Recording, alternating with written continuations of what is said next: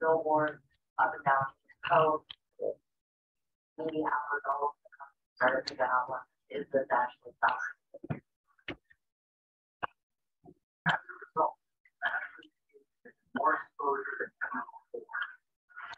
In March of 2008, the Dr. Zolia asked facial recognition experts to weigh in. If you list some of the similarities that you pointed to, the heart shaped face, forehead, eyelid corner expression. At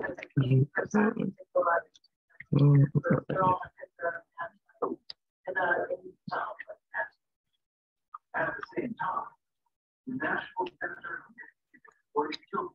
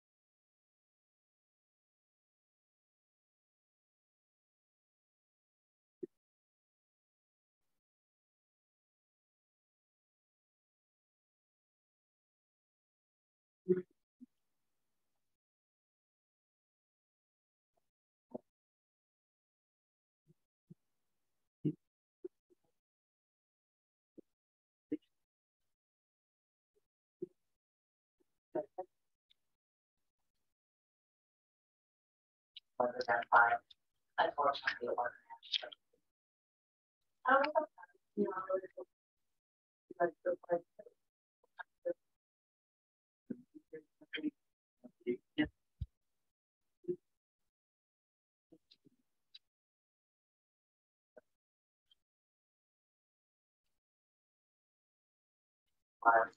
To engage criminal behavior.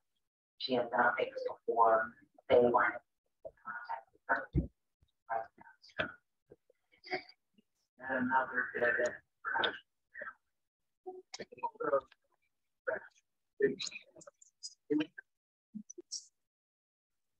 I'd like to see the one from the girl so the league I didn't feel that way.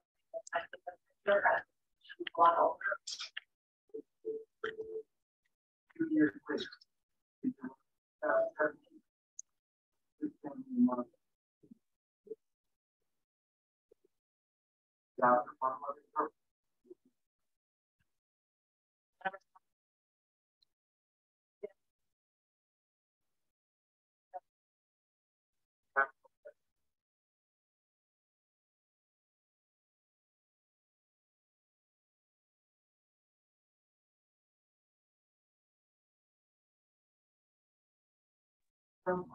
Good afternoon. How are you, Dr. Malik? I'm doing good. How are you? I'm good. I'm good. Thank you. Okay.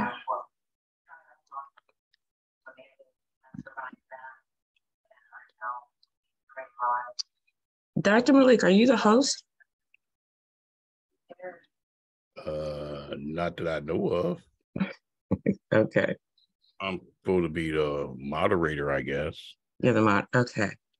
So, because you're the, do you have the control to be able to let people in? No. You don't have that. Okay. Let me see here.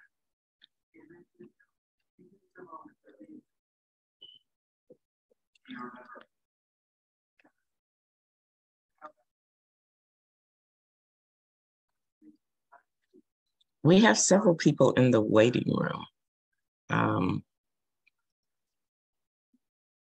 Okay. Let me see if I can. make sure that you're the.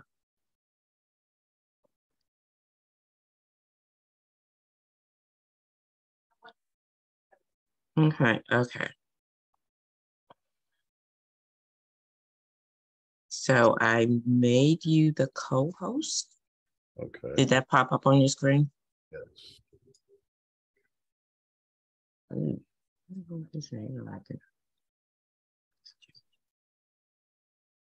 Okay.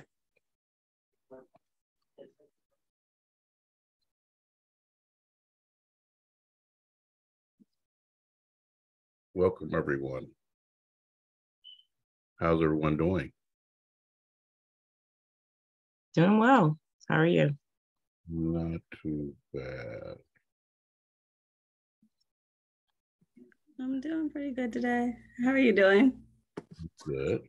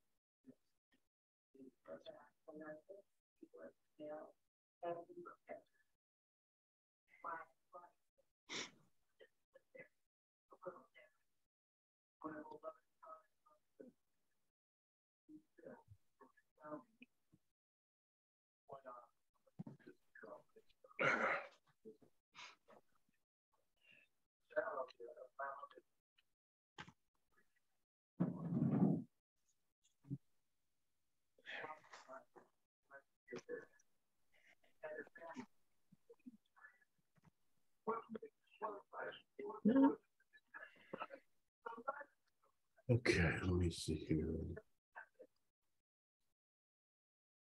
It's ready to start in a little while, so get comfortable. Everyone will be starting in about 3 minutes. Sure. Dr. Nick, I think you're muted. Can't hear you.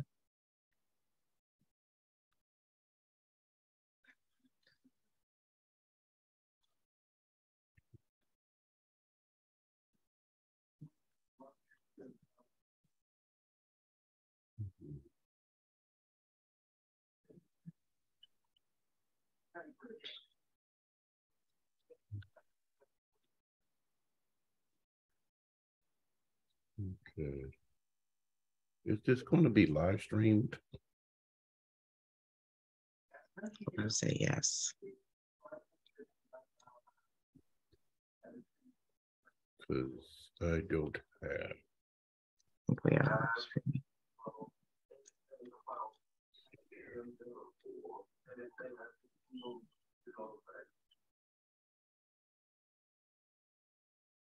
Give me.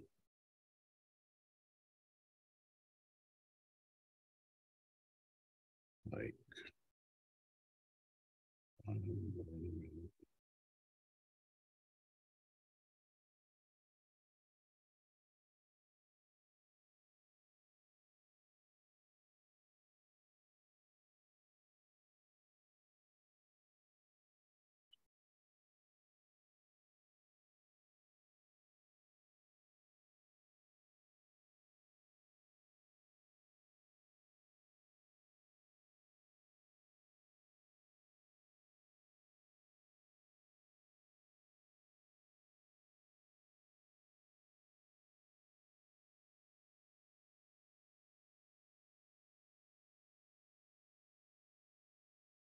think you're muted. Okay. Good afternoon, everyone. This is the National Association of Black Counselors.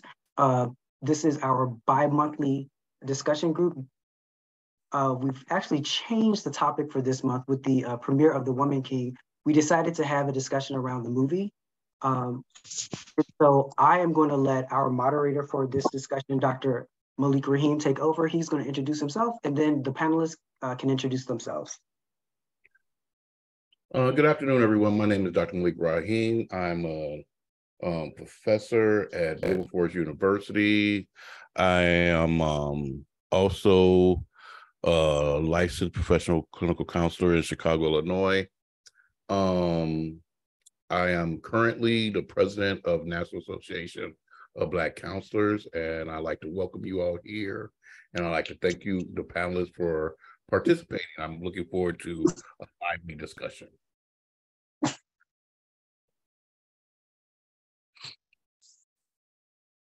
So the panelists, you all can introduce yourselves at any time. Okay, well, I'll start. Okay.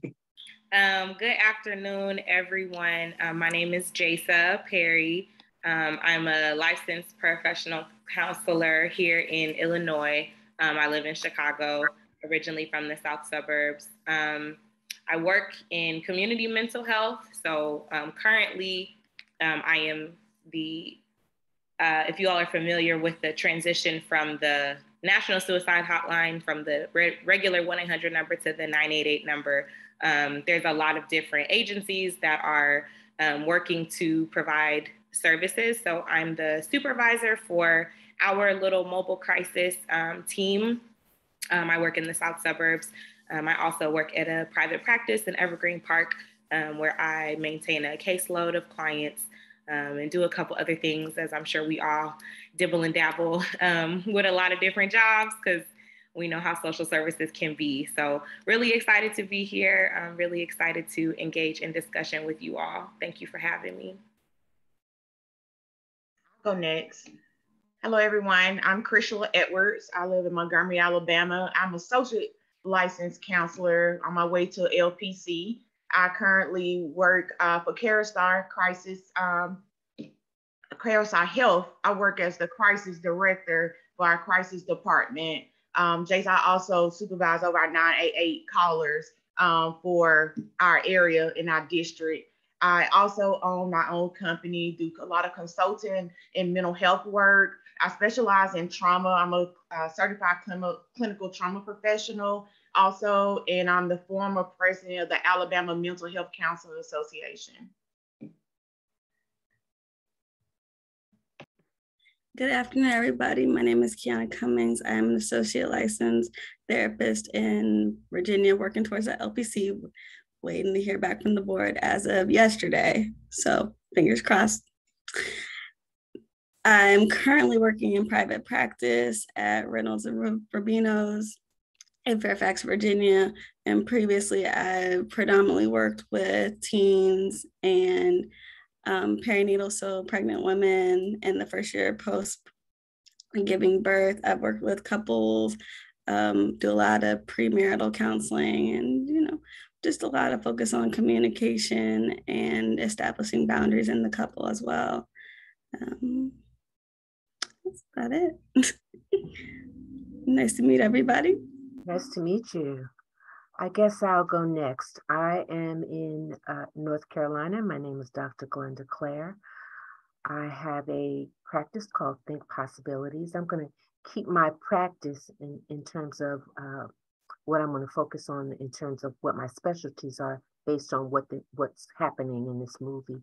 So I have credentialing in adoption counseling, addiction, and in trauma. And I'll pass it on.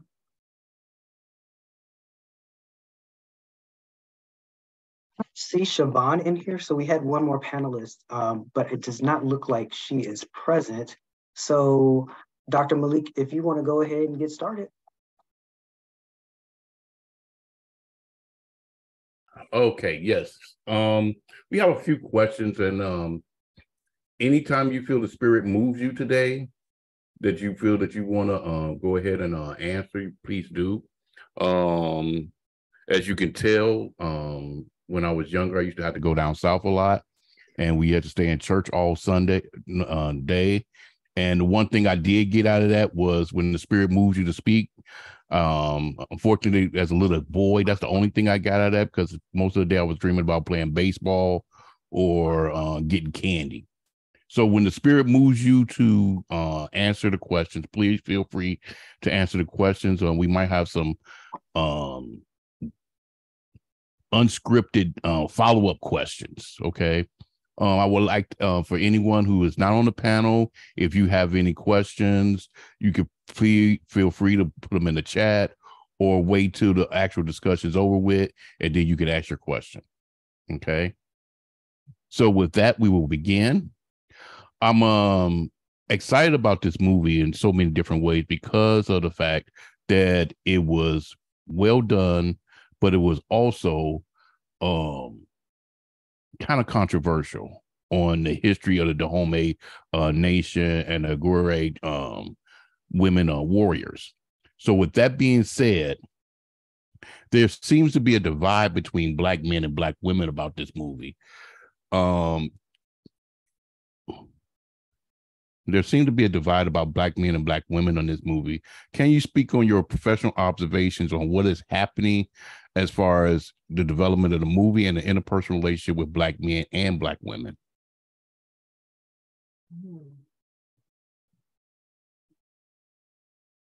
I've encountered some Black men, very few, who were very upset and feeling as though women needed to be put in their place and that men were the heads and women were to be subjected to them.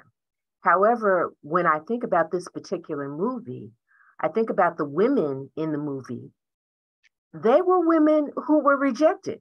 Nobody wanted them. Nobody wanted to marry them. So this is not an issue in terms of whether or not a man is supposed to be the head of the household. The man was the head of the kingdom, and they were submissive to the head of the kingdom. However, they didn't have husbands. They didn't have, people that were going to be their protectors. And so they then became their own protectors and protectors of their nation.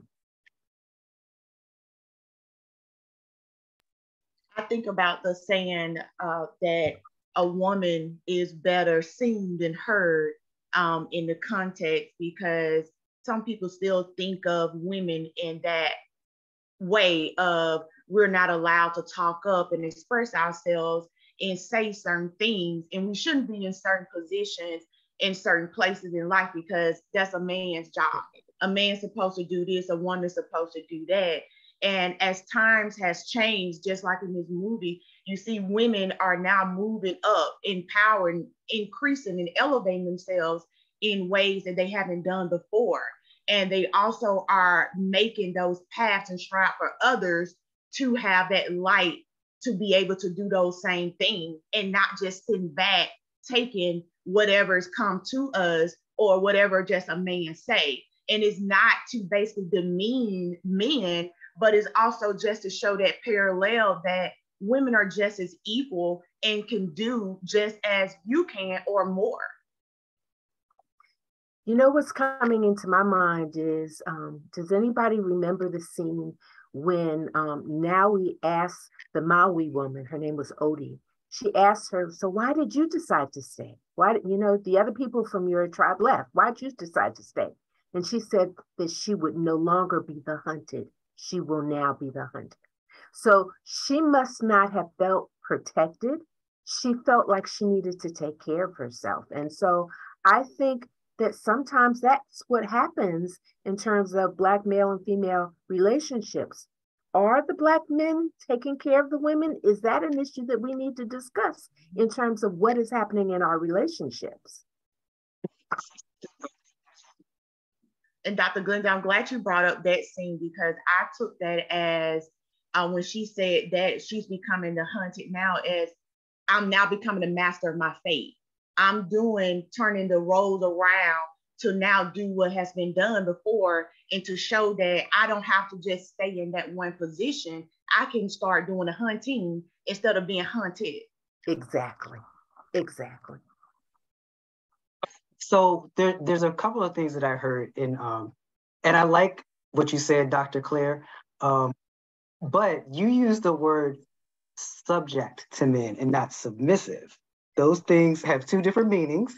Okay. And I like the fact that you use that because I know that we're very deliberate and intentional in the language that we use. I want you to expound on that. But I like what you also said, Chrisella, in that women being seen and not heard. But I think that, because I wrestle with this, because a lot of what's going on has not traditionally happened within our community, because in our community, Black women have always had to work. Black women have always had to do things. I think the thing that changed is, you know, women were allowed to have credit and things of that nature, which meant that the one thing that we had that we could do that women couldn't do in our community because of the patriarchal society that we lived in was no longer, so women didn't need us for those things anymore. So our roles kind of had to change, but I'm sure, I know Dr. Malik is gonna cover that later on. But also when you look at Harriet Tubman, Sojourner Truth, we've always had women in these roles. So what was the problem with this particular movie? So now I give it back to you all, because y'all the experts. So a man needs to say what their problem was. What I have seen, and I have seen this movie a number of times now. I've asked all of my friends to see it, male and female. And what I have continuously seen is that other people are feeling like this is a wonderful movie. I have seen very few people that have not felt empowered. I have encountered males that I don't know personally, they're not in my network, that, you know, were feeling some kind of a way about this, but they're not in my network. So they need to speak for themselves.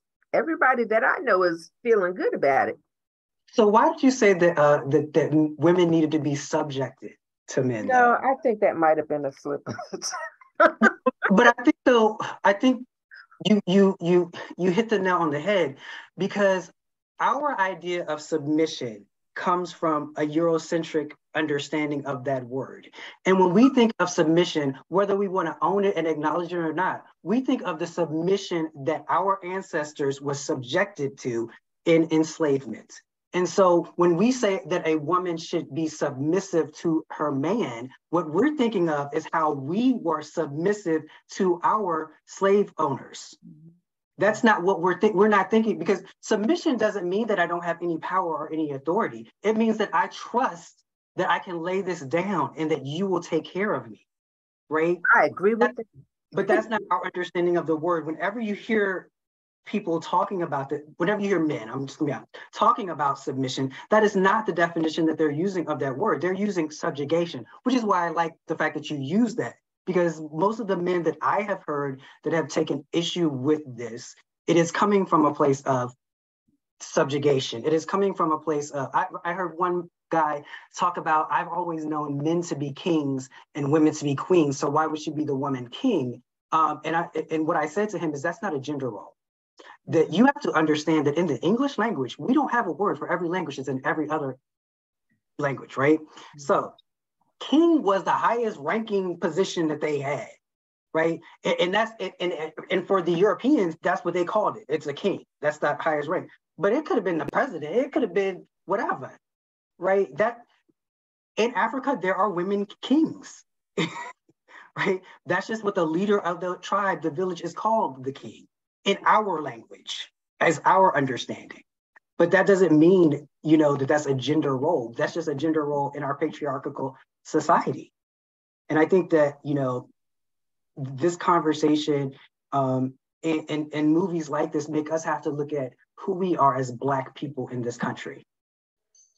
So Nick, you touched on two different things I want to address. One, when you talk about work.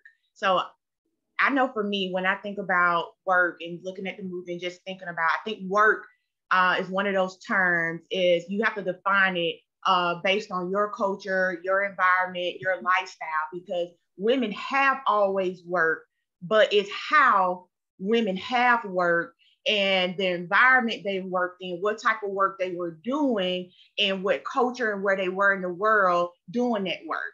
Because we can see in different culture, different places around the world, our definition of work is going to be different. Work here in the United States is definitely different from work in the Caribbean, from work across seas in Africa and Israel. You know, work is just going to be different for women across the board. So when we say women have always worked, we have, but a lot of women have worked just only in the household. They've only worked only in their tribe, only in their village, but they haven't had that voice and been able to work outside of that to go get a industry job, a corporate job, or do those type of things and have that type of voice and that power to elevate themselves to say, I am working, I'm doing this. Because my favorite saying I tell people, I don't praise a fish for swimming, because that's what a fish does.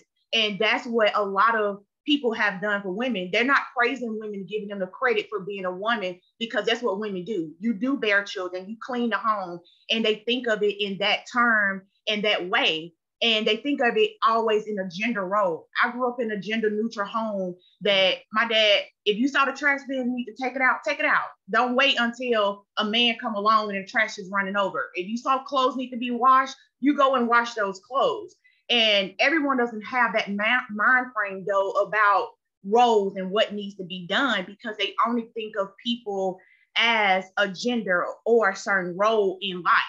And when you talk about kings being one of those things that people only think about as a man and a queen for a woman, I don't know if anybody watched Game of Thrones, but House of Dragons has come back in its own. And this is some of the things that they are going through on this show right now about these genders. Like, we can't have a female king because this is out of our norm. This is not what we do. That is supposed to be a man, a man, a man, a man. And it just goes back into society, is that that's what we're sending out the message to our next generation and to everybody, that men are supposed to do this. Men are supposed to cry. You're supposed to do this. Women supposed to stay in this role. This is what you're supposed to do. And I hear a lot of people today saying women have lost their femininity. They are not feminine anymore. They're more masculine because they don't want to do this. They want to do this. And that's what a man's supposed to do. But who said all of this? Who made all of this a rule and put this in the amendment that said a woman's supposed to only do this and a man's only supposed to do that? I think that I just want to respond to something that Christian was there really quickly. I think that the concept of having, gendered roles or moving away from roles that are so embedded in this is a masculine task or this is a feminine task. I think that we're moving away from gendering behaviors and tasks quicker than we have redefined what it means to be masculine or feminine, or what a man should do or what a woman should do, and haven't even gotten to the point where we're including non-binary folks and folks who don't identify with one gender or the other. So I think we're moving away from some of those really rigid concepts or the boxes that we're in, but we're moving too quickly, and society hasn't quite figured out how to kind of redefine roles or take the definitions away. And so I just wanted to that was something that popped into my head, is we're getting there, but I think it's slow progress because a lot of folks haven't caught up with, oh, okay, I can redefine this, or I'm able to view this in a different light. I would definitely agree with you. Let me push back, because we're not getting any male voices in here. Okay, so let me kind of verbalize what I've heard some of my male counterparts say, okay, and get you all's response to this. When it comes to the community, if you look at it like a team concept, everyone on a team has a particular role, everyone has a particular job. Now, if you fuse that together, you create chaos. Now, some people operate very well in chaos, but a lot of other people operate better when it's structured, okay? So if it's structured, if this is the defined role of a woman, and this is the defined role of a man, right? If you fuse that together, because when you look at the way our community has developed since arriving here in the Western Hemisphere, now I'm not saying that this is the perfect dynamic, right? But when you look at every other community in the Western Hemisphere, the man is the unadulterated lead. If you look in the Latino community, you look in the Asian community, you look in the white community, probably different with the Native American indigenous people, but that's another story. I get to that another time. But the other communities, the man is the unadulterated, uncompromising lead, right? So as a community, ours was turned around because of the unequivocal experience we had with slavery, and then with Jim Crow and the Black codes, and then with the push of Black power being destroyed with COINTELPRO, and with the crack epidemic, and with mass incarceration. Our community has been pushed aside and changed around and looked at. If every other community was the model, ours are upside down. So how does that impact our interpersonal relationship with male and female if the male is feeling that they are unwelcome, unwanted, unneeded? If they look at other males and say, that's what I'm supposed to be, and then their counterpart, the Black female, is saying, I don't need that from you. What kind of feeling as a man is he going to have to where it's like, what am I supposed to do then? I can speak on that. Yeah, I want to speak after you finish. I would amend that in addition to being told that that's not what I need, but then you're not telling me what you do need from me. So I don't really know what my role is now, because what I've been taught should be my role is not my role. You don't need me for that. So then what do you need me for? I think that's when it comes to the problem with the lack of communication between our couples. And even some of the feedback I have gotten from the men on social media there was no real male head. The king was the king, but it's like, there was nobody on her level that actively had an active role in the movie. So it becomes that communication issue that we so love in couples, where there needs to be a real conversation about culturally, what are our expectations and what are we deciding as a couple and as a community, what we would like to do moving forward. Because if we're going to maintain what we've traditionally done, the man is the head of the household, then that needs to be a conversation of, okay, what is this going to actually look like? Because what it looked like in 1940 and what it looks like in 2022 is two different things.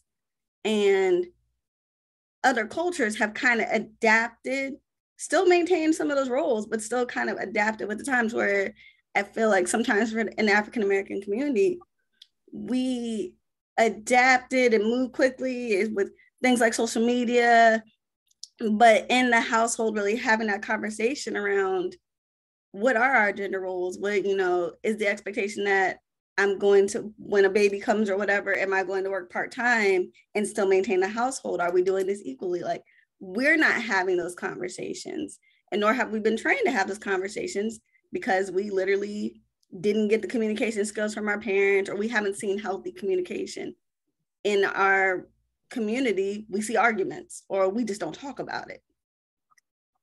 So I want to speak to and I don't really see this, again, as Kiana was saying, I didn't see anything about relationships between man and woman in that movie. That was not part of what that movie was about. However, I do have people in my network who have been married 30 and 40 years. People who can look at each other. They came together because they wanted to be together. And they looked at who was strong in this area, who was strong in that area. If you are good at finances and keeping our money on track and doing contract negotiation, then you need to do that. I don't care whether or not you have a penis, okay? You need to do that. If you are good, if you are better at communication, communicating with our children, communicating with our in-laws, communicating with our neighbors, then you need to have dominion over that. People come together as a team. Different people on that team have different strengths. Now, if you're going to get all bent out of shape, well, I am a man, and so I need, then you're going to have some problems. If you get bent out of shape, because there are many women that feel this way, as in, okay, well, you the man, well, you should pay all the bills, and you should do this, and that's not happening either. So I think that what we need to do is look realistically at what is happening in our lives. There's some folks, like I said, you look, what do we need to accomplish? What are our goals as a family? What do we want to do, and how do we help each other to make that happen? We are together. If we have children, we come together as the head of that household to do that. Yes, when a decision needs to be made to the outside people, I don't have any problems with the male taking the lead over that. However, we also need to discuss that before that action is taken. I think, as Kiana said, it's an issue of communication, because, with so much stuff happening in our world, do we really have time to do this? Really? That's just me. That's just me. I just want to speak on to kind of tie in what Dr. Malik, Nick, Kiana, and Dr. Claire said. I think that all of you all are saying some of the same thing, but it boils down to a common denominator of generational trauma and just trauma in general for the individual and for African Americans. Dr. Malik, you touched on incarceration of our Black men. That is huge. And that definitely affects the man and the foundation of the family structure, because when you have to have that interruption in a man's life that he has been incarcerated, that impacts him. And that also turns him into a different person, the way he thinks, the way that he deals with conflict, the way that he deals with interaction with people, male or female, that definitely changed a person. And the communication piece, like Kim said, if you've never had that foundation of seeing and hearing what effective communication is, what it sounds like, what it feels like, the embrace of love and those type of things, you're not going to know how to give it. I can't properly give you something that I don't have. I can't pour from an empty cup. So if I don't have it, I can't give it to you. And that's what a lot of people are struggling with, but they're just afraid to say it. I don't know how to communicate with you because I've never been taught to communicate. I don't know how to write or say certain things because I've never been taught how to do those things. And how do we get to that point, or how do we fix that, is one, identifying where the problem is and just basically trying to help those individuals. And it starts with our children so that they can know moving forward, because sometimes, let's just be honest, with adults, some of them are really a lost cause because they don't want to hear it. They do not want to hear it. They don't want to accept it. And we can't basically give someone something that they don't want to accept. If you don't want to basically agree and accept that you have an issue and understand that I'm trying to help you, then it's not going to get rectified. That's true. That's true. But I do think that we do need to call on people. Maybe discussions like this are what we need to say, if you haven't, it's okay. Now go and find the help that you need. So, in the Christian community, there are those groups like the Promise Keepers, where men go and they learn how to be the head of the household. Because, there's this discussion about, well, women won't be submissive and they won't follow the leadership of a man. I don't believe that that's true. I believe that that is a problem when she believes that he will not lead her and look out for her interests. But how do you get a man to go to that? How do you get him and motivate him to understand that this is something that is vital for his life and his relationships, to go to these type of things? Like I said, I'm the director of the Crisis Center with Mental Health for our state of Alabama. And I get a lot of people that come through the doors of the Crisis Center for help for mental health. But at the same time, my staff and I, we can't make them get the help and receive the counseling, the medication, the resources, the appointment. If they don't want to accept it, we're there for them. They know the resources are there, but it's also that other piece is what can be done to help motivate and encourage people to receive it. But a woman cannot necessarily do that. Men need to hear from men. Real quick, though. Real quick. I think you're exactly right, Sister Edwards. I think you're going to have a lot of people in your crisis coming in after Alabama got their butts kicked yesterday. That's a whole different story. Miss Sister Perry, do you have anything you want to contribute? So I was gonna say I think it was I don't know if it was Krishula or Dr. Glenda that just said that men need to hear from men. So earlier we were talking just about, Dr. Malik said, what exactly needs to happen for us to kind of get to a place where we can have some of these effective conversations? How do we get to a place where we're not going to necessarily, flip a switch and mass incarceration is over and some of those internal biases that folks have are over? But I think the men hearing from men, I think is really, really important. And the reason that I find a lot of value in that is I think that if a man has only heard that he is good for one thing or not good for anything at all his whole entire life, if he is only playing into the stereotype that men are deadbeat fathers or men are criminals or men are not good for anything, that's going to be learned helplessness, right? You're going to get to a place where this is what I know, this is what I saw, so this is what I'm going to do. What I do think that needs to happen is two things. One, I think that there is a sense of maybe bitterness or maybe some anger that sometimes we as Black women harbor based off of things that are out of our control, right? We can't do anything about mass incarceration. We can, but we can't do anything about some of these huge systemic issues that are plaguing our community, right? So I think, like, number one, when we take a step back and say, I'm angry about these things, I'm resentful about these things, but what am I doing to speak positivity into the Black men in my life? Or what am I doing to ensure that I'm acknowledging the things that you are doing? I'm acknowledging the fact that you're a present father. I'm acknowledging the fact that you're a present partner or a present husband.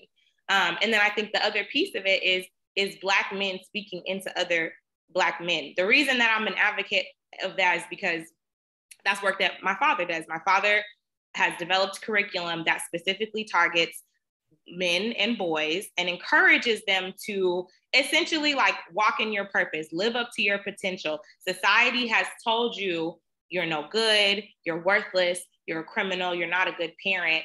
And women, I think sometimes we can also, for those of us who have had experiences as single mothers or as divorced mothers or anything like that, I think sometimes we can help play into that stereotype that our Black men walk into. And so I think hearing that from other Black men who are actively doing what they're supposed to do, who are good fathers and good husbands and brothers and sons and all of those things, I think hearing from them is a really good first step as it relates to the conversation of reversing some of these stereotypes that we may inadvertently play into. So I think it has to come from us as women, as if you're someone who loves a man, if you're a heterosexual woman or whoever, I think it comes from us making sure that we speak positivity and life. But I think it also comes from men, hearing it from other men and letting you know this isn't something that you have to continue to perpetuate. One of my favorite persons in history is a brother named El Hajj Malik El Shabazz, also known as Malcolm X. And he's got a famous quote that's been going around that if you teach a man, you teach an individual. But if you teach a woman, you teach a nation. So my question is, if we teach our women, what accountability do Black women have to the state of the community and interpersonal relationships in the community? Because the women are the first teachers of not only the female child, but the male child. You hit on something that I was getting ready to say. So we're there. And so I'm going to push back just a little bit. I don't disagree with the women on the panel that men do need to teach men. But I'm going to push back on that because most men don't know, right? So how can I teach you something I don't know? So you're saying for a man that has had an unhealthy relationship with society, basically, is then supposed to teach other men how to have healthy relationships. And that's where I go to where Dr. Malik was saying, because our mothers are our first teachers. And my argument has always been that the main issue with Black men in our community isn't that we have a problem with Black women. It's that our Black mothers treated us and raised us in the way that they did. And we're getting back at them by getting back at Black women. I definitely agree with that. And I'm not saying I don't agree with Ms. Clare and Ms. Perry about men talking to men, but like you said, Nick, I feel that you got to have that woman to pour into you, because a man can't pour into another man like a woman can. A woman can uplift a man, inspire him and encourage him and give him that assurance that he needs so he can see himself as he is, and also through the lens of her eyes. Another man can't do that. A man can give you experience that he's had. He can give you that information, his testimony. But at the same time, you need the women. You need the man to understand that you are here for this purpose. And he's not going to get that from another man, because he's not going to feel that same embrace and impact as it's coming from a woman, because this is the person or the gender that he wants to see him. This is who he wants this assurance from, not from another man. And I think it's kind of different with women, because women want assurance from men and women, versus men, they just want that assurance from women, that, you know, they want that impact. But us, we want it from both, to know, like, okay, what are we doing? That we're basically being appealing to the men, but also stepping above on steps of the women. So it's kind of different, and you have to know basically what side that you're coming from on that context. So Dr. Kawanzu Kunjufu identified something that happens among boys, regardless of what color they are, by the time that they get to about 3rd or 4th grade. By the time that boys get to be about 3rd or 4th grade, they start tuning out women. And I've seen it happen repeatedly over the last 30 years. They start looking for those people who are like themselves, from whom they can listen. And that happens across the board. So what do you do when this young man, who is what, 3rd grade, you're about 8 or 9 years old, where you are no longer feeling like you can get all your information from these women heads of households or these women teachers, you are looking for male input. Now, all males are not out there doing all kinds of things. There are many, many males that are doing a lot of positive things.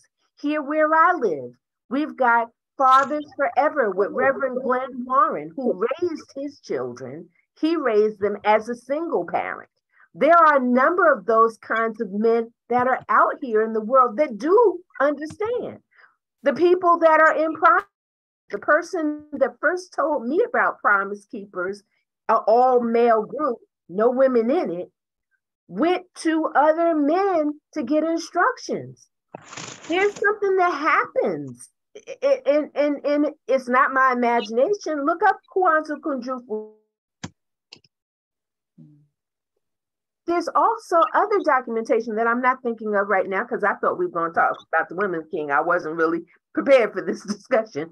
But there is a whole body of literature that talks about boys tuning out women at 3rd and 4th grade. And Dr. Clare, I don't want you to think that we're saying that that's not required, because we're saying that it is. What we're saying is there have to be men that know in order to be. Oh, I get that. I understand that. Yeah, and I think that, and I think that those impressionable ages, when the attachment is being developed, is when women do have to, have the positive reinforcement, because that's when you do have the influence. While you are the influencer, it needs to be positive. What happens so often, I think, to Josa's point, is that you have a lot of single moms who are raising children, and a lot of times they're raising the man that they wanted to have. Right, so they're talking. That sounds like, then, based on what you're saying, then women are also part of this whole system. So if they aren't getting the right education, then they're going to give you this other stuff. So, that means that a lot of people need to be educated. Just like he doesn't know, she's probably clueless too. Yeah, that's true. That's true. That goes back to what I was saying. No one can give you anything if they don't have it. So it's a continuous cycle curriculum. Basically, everybody has to get the information, because you're not just born with it, but you have to get it in order to be able to effectively give it to others. Not just give it to them, but effectively give it to them so that they understand and comprehend what it is. And if you're one of those parent or individuals that know this is not your strong suit of area, is up to you to go get that information to make sure that your children do know and understand. If I know that I'm not good in finance, as you was talking about earlier, Dr. Clare, that's up to me to go and get information and make sure that my children do understand finance, so that they won't make the mistakes I did, or that we can learn together so that we can help each other. I would also argue that not only is it that you have to seek out the education, I think you have to be in a place where you're willing to accept the information. I would argue that women and men who maybe have experienced relational trauma, emotional trauma, I think that it puts you in a place where you're closed off and you have a difficult time being open to accepting new information or being shown a different way of doing things or engaging with others or communicating with others. And I think that what Dr. Glenda was saying is, there is a super pivotal age where boys are starting to realize, like, okay, I'm hearing this type of information. I maybe want to, seek out information someplace else. I feel like if we as mothers, or we as women, are maybe not aware of that and not even interested in making sure that our children have an alternate source of information other than us, I think that just further perpetuates the problem. So I think not only is it knowing that it takes a village, literally, like knowing that there's other people other than you who can help raise and mold your children, but it's also being willing to accept the help that can come. I think if we're gonna have a conversation, if we're just talking about like strictly male and female, what a male provides a child and what a female provides a child are two totally different things. Like if we're talking, and again, I know that there are people who subscribe to different practices of thought, but if we're talking strictly about like those two, there's a reason that it takes two people to make a child, because you get two different things from both people. A man's perspective and a woman's perspective are two different things. And so I do think that you have to be not only aware, but you have to be open to receiving that information. I think you touched on something important, and even potentially relating it back to trauma, of the once you've been burned, once you've been traumatized, it's hard to even openly admit that you might need somebody else's help, that someone else does need to step in. And we constantly see the trope, be it social media, reality TV, the single mother, that's all she needs, she can do this by herself, doesn't need help. But you still can take from others in the communities and still have the male figures, positive male figures in your child's life that can pour into your child and also pour into you, It doesn't have to technically be a romantic relationship to help better your child's life and better their projective for the future, for the next generation, instead of continuing to still stay in that cycle. But I really enjoyed the piece where you mentioned about, you know, the multiple perspectives and it really taking a village, because at 8, they are looking for someone else outside their mother. And at this day and age, social media has become the other people. And we get the friends and that stuff. So it's like they're getting so much more information that should have been filtered by an adult to sit there and say, you need to know 20% of this, and you're getting 100. So it's definitely changing the next couple of generations in itself of they have a bunch of information and they kind of spinning their wheels about how it actually should look. Well, I also wanted to, because we were talking about African culture. So back in African culture, we had rituals. We had, just because you see I'm fumbling with this camera right now. So what rites of passage? We had rites of passage for males. We had rites of passage for females. It was the village taking control over teaching a man to be a man and a woman to be a woman. We have gone away from that. For a while, we had, you know, we were doing some of that in our communities. I don't know what has happened to that now. And Kiana, you just scared me to death. I'm working with a friend of mine who is working on, it's not a rites of passage program, but it is a program for girls. And I hadn't even thought about this influence of social media, the way that we talked about social media, but not in the way that you just spoke about. So, you know, I'm going to have to go to her this evening and say, girl, we got to rework some things. But yeah, so I want, because, you know, do you see how they got everything with the females talking? I want to hear those two males share something. They're just asking questions. Well, so I was going to say, Dr. Clare, so you brought up a very good point, because I was going to kind of try to bring it back to the movie. And if we look at the movie, like, it was reimagining what that culture and what that society looked like, because that's not what it looked like anywhere else, right? And I think for us as Black people in this country, we need to realize what we have experienced in this country is different from everybody else's experience. And so what our family looks like is not what everybody else's family looks like. Dr. Malik was talking about how the white men, they can be the head of the household, how the Latin men can be the head, the Asian men. We don't have that luxury, right? Our families have never been and when they talk about the destruction of the Black family, like, our family was never the nuclear family. So when that was introduced, that destroyed our family. Our family was always the community. It was always the village, as Kiana pointed out, right? Everybody was a part of the family. Back when I was growing up, you could go to anybody's house on the street and get something to eat, right? You didn't have to work. It wasn't, oh, my mama showed up and that's my child. You don't take my child. What you doing with my? No, it didn't matter. She would call, she'd say, okay, Malik, I need you to pick up Nick from school and bring him home. Can you just drop him off? And it was fine. Wasn't a thing. Nowadays, people don't want you talking to their kids. They don't want you looking at their kids. They're ready to fight. Like, we've adopted so much of other people's ideologies and tried to make it our own, and it doesn't fit. It doesn't. And I think that's where the rub is coming in. Like I said, from the top of the conversation, our women have always had to work. Our women, even when our women didn't have to work, they created laws to make our women work.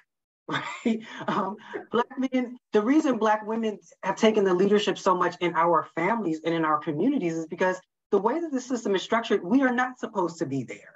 And I think that's the piece that we as Black men aren't acknowledging, right? We're looking at, oh, Black women are doing this, Black women are doing all of this and all of this, and we're buying into this patriarchy because the patriarchy says, because I'm a man, I'm supposed to have A, B, and C, right? But the reality of it is that patriarchy, in order for it to exist, in order for capitalism to exist, you have to take advantage of a group. And the group that they decided to take advantage of is us. And so what they have done is they put laws into place that are going to lock us up. So we're taken away, which you all have already commented on. When it wasn't the laws, they had jobs. We were the last hired and the first fired, and we had to leave our communities to go other places. That's where a lot of the migration happened, is you had the man that left the South and went up north to find a job and then sent for his family. But his family still had to function in the South. So mama was making it happen. right? So you had that happening, right? You had the fact that during slavery, we were just taken away. We were plucked up and taken away. So that was kind of, we knew that, okay, I'm gonna travel, I'm gonna do my thing, right? So these things, they are part of who we are. And you know, when you look at it and you're talking about trauma, you all have the trauma from your grandma, right? Trauma is passed down genetically from mothers to children. Epigenetics. Right? And when a woman is born, like her eggs and stuff are already there. So the trauma that you have is in your eggs, which will then get passed on to your children, which will then get passed on to their children. So we have transgenerational trauma that's going on. But these are things that we don't deal with when we're having these conversations. And we really just look at the relationship between men and women, and we don't understand that it is so multi-layered, and that you can't deal with one thing without dealing with the other.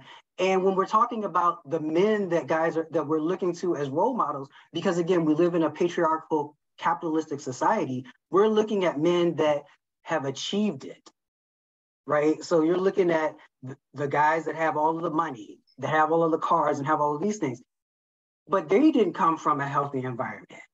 So that's the blueprint that you're trying to follow.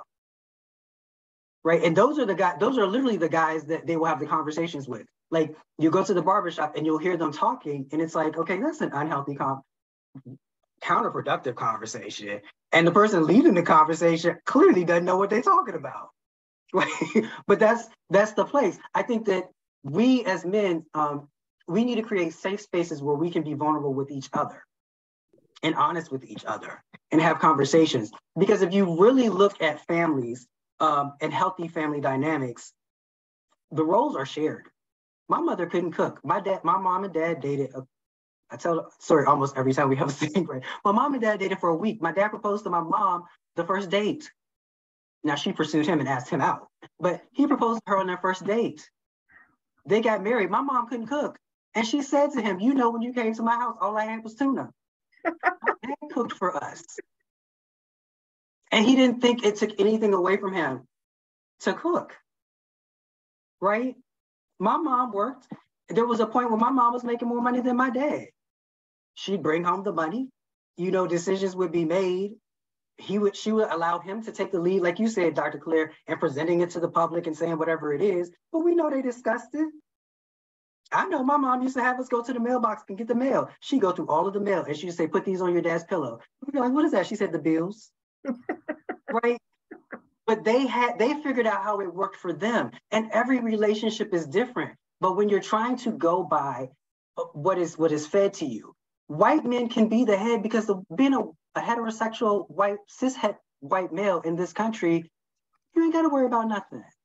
Well, wait a minute. Those are not necessarily healthy relationships either. So I've been having more conversations with my white friends, and the stuff that they are revealing, those are some real, they got major trauma, which is why they were putting trauma on us because of their trauma. And they needed us to support them. Again, we were the support. So the reason they could have healthy relationships when they had them was she ain't had to cook, she ain't had to clean, she ain't had to raise her kids. That's what you did. Right? He made money, he came home, they went out to eat, they had their big parties. If they needed you to stay late to clean up or to cook or whatever, you did it. You facilitated that life for them. So when that was removed, they didn't know how to raise their kids. And we started picking up a lot of their habits with rearing our own. Angela has her hand up. Go ahead, Angela. I think she's clapping. Oh, she's clapping. Yeah, I was just clapping. Oh, sorry. Yeah, you're making some really good statements, and I'm just like, to hear it come from a man just makes me feel all gooey inside. So I'm liking what you're saying, and I Well, I'm about to take that goo feeling and mess it up, then, because Dr. Clare asked for the man to speak, and before I open it up to the brothers that's, in the chat to say something, I'm just gonna say this real quick. From my anecdotal observations of watching YouTube, the so-called red pill. Even though it's funny they call it the red pill, because when you look, where you at? at the matrix like they're trying to get it. Like the red pill was actually estrogen because the matrix is really based off of transgender and transitioning. So it's funny that they call it, they taking the red pill as it becoming more masculine, when in actuality, the red pill is really estrogen, but that's a whole different story.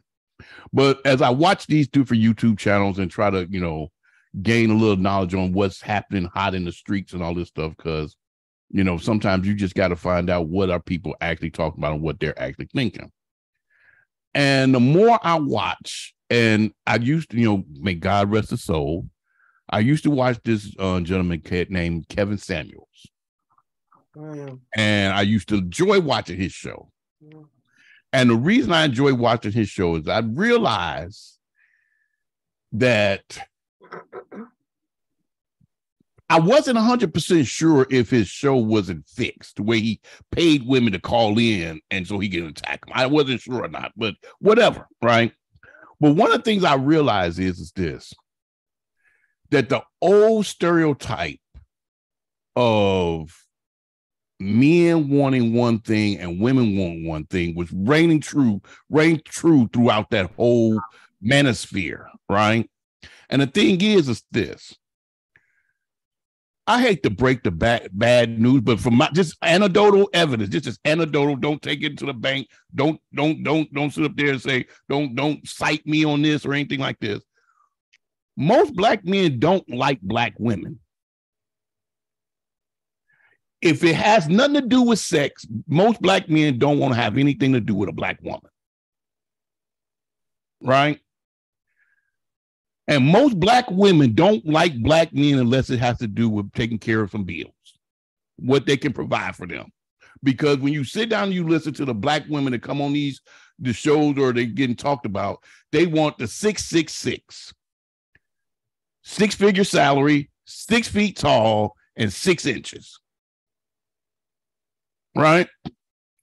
So what I'm really starting to see is that this divide, and like I said, it's anecdotal because, you know, sometimes the loudest voices are the ones that get heard, and the silent voices, you know what I'm saying, are the ones that are content and they're happy. But it seems like, you know, if we just looked at it like this, the bulk of the community, that we at a crisis state with black men and black women. And even when you look at the movie Woman King, what you see is that the so-called strong, dominant, masculine black man was in the movie, but he was the bad guy. He was the leader of the Moors, who were their major competitors in the slave trade. He's the one that raped the general when she was younger, and he was the one who was supposedly be the baby's father, the young lady's father, because of the rape. But so it's like the one that you would hold up as the most masculine, dominant man was the bad guy, right? So what I see is when you look at social media, when you look at the dynamics of the critiques of the movie, black men don't like black women unless it has to do with sex. And then when you listen to like the Kevin Samuels show or shows like that, Kendra G, you know, is the new one out now. I think she was out before Kevin Samuels before, though, to be honest with you. But Kendra G is doing her dating show, and it seemed like black women don't like black men unless they can pay for them and provide for them. So it's like the thing is, as far as being able to sit down and just actually having a conversation on saying, you know what, I like you, I respect you, is going to be hard and difficult. I'm totally confused. I just got to say, I'm totally confused. I know a lot of black men. I know a lot of black women. I know them my age and younger, and they like each other. But I know people who've been married for many years that really like each other. Dr. Clare, this proving my point. You did not hear me say this is strictly anecdotal. Don't run and take this to the bank. I said this is I'm strictly confused. right, but see what I'm saying is strictly anecdotal. You can have a totally different experience. But what I'm saying is when you listen to the YouTube and the social medias and all this stuff, this is what's happening. I think it's generational too, Dr. Raheem. Like, because when you look at the ages of the people that are saying this, it is a certain generations of Black men and Black women that are saying these things. But I'm going to unmute Doretha. I think it's Doretha. I hope I'm pronouncing it right, so she can speak. Okay, that's okay. Yes, it is Doretha. And I'm sorry I'm not on camera, but that's the way it needs to be right now. My name is Doretha. I'm a licensed clinical social worker in California, Texas, and North Carolina. And first of all, I'd like to say there have been some very good, excellent, as a matter of fact, discussion on the psychological and sociological aspects of the Black family. Here's my concern. At some points in the discussion, we're not focused on the movie. And my understanding was this was going to be strictly focused on the movie. I would also like to point out that Dr. Malik, while I hear what you're saying, I would have to agree in part with Dr. Clare. I think that's how you say your last name, and I apologize if that is not correct. That while there are Black men who don't like Black women and Black women who don't like Black men, I think we need to look at it from more than one perspective. And in the movie, there was some positive with regard to Black men. The king was a very kind man, very kind. So to focus strictly on the negative is not what was presented in the movie. He was very kind, so kind that he's the one that appointed her as king. So there was some positive about Black men. I think that people, to understand this movie, may need to see it more than once because it's loaded with so many topics and things that need to be discussed about the Black community, period, end of story. So while I absolutely appreciate this discussion, I would have appreciated it even more if it was really focused on the movie in an organized way. And now, please keep in mind, it's not my attempt. I'm not attempting or trying to present as negative. I'm simply offering this feedback that it's just such a phenomenal movie. I mean, Viola Davis and all the actors and actresses do such a phenomenal job that I think that the discussion really does need to happen in a way that talks about some of those very critical things that were brought forth in the movie. And while I'm hearing that during this discussion, it's not as focused on the movie as I had hoped that it would be. And so I'm offering that as constructive feedback, not as being negative, because I know sometimes we as Black people can take things that way. And I think that we just need to, I would just appreciate it, or if in the future, or if even today, if the discussion had been just a little more focused on the movie and the critical aspects in the movie. And that's really all I have to say. I just appreciate that I was invited to this presentation. So thank you. And I hope that everyone has a really, really good weekend, what's left of it. Thank you. Well, thank you. Thank you. There were questions, and there's still questions designed to talk about the movie. But as with any discussion, there's going to be times when it veer off and we get into deeper avenues of the topic that was raised. So if you look, the flyer, if I'm not mistaken, said it was going to deal with the movie and interpersonal relationship between a Black man and a Black woman. So that's what the movie, in essence, was about as far as the critique. The Black men and Black women who liked the movie, the Black men and Black women who didn't like the movie, and we were going to discuss that. But thank you. So You're with welcome. that being said, there are so many in the community, especially Black men, who feel the movie negatively portrayed Black masculinity. How do you feel about this, and why do you feel that they feel that way? I actually want to speak on that a little bit. My name is Chevonne Toney. I'm out of Chicago.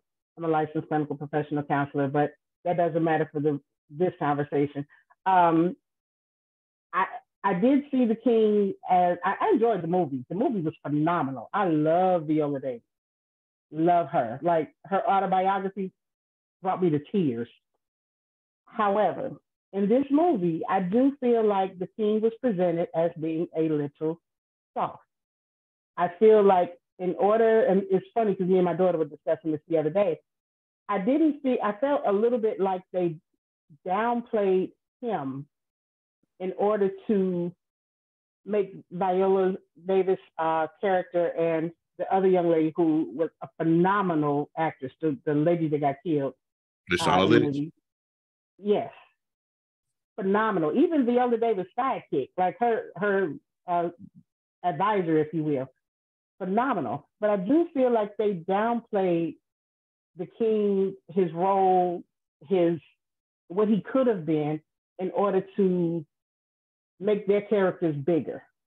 Because I, for whatever reason, I go back to, as a frame of reference, that old school movie Shaka Zulu, because I love Shaka Zulu. And even though Shaka Zulu was the main character, figure in that movie, they didn't downplay his mama and her strength and her being his advisor. They didn't downplay his wife, her strength. So I do feel like in this movie a little bit, they did downplay the King a little bit and his role. And unfortunately, that's some of the things that I see from time to time in our community. Brothers are not as valued as they should be. So, okay, I'd like to counter that. So the whole premise of the movie, though, was to emphasize the fact that there have been generations and hundreds of years of a man being in a position of power and being emphasized as the king. And so the whole premise of the movie was to highlight the fact that this woman is displaying the exact same characteristics as a man, the exact same characteristics that they want a king, to portray. So I guess I'm just wondering, the whole point of the movie was to lift her up.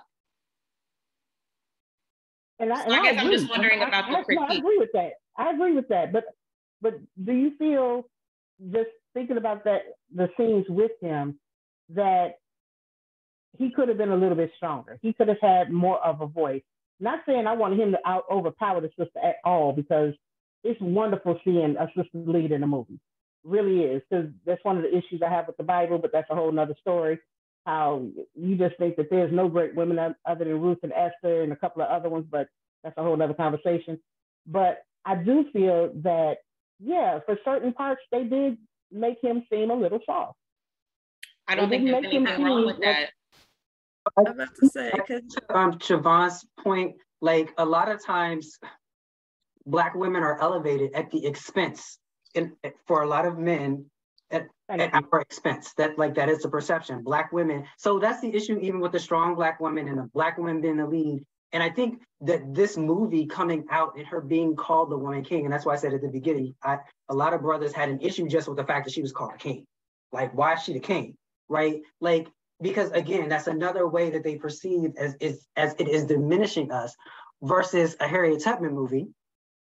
And it was like, people had issues, took umbrage with the historical inaccuracies of the movie, but they never had a problem with the fact that Harriet Tubman was leading people from enslavement.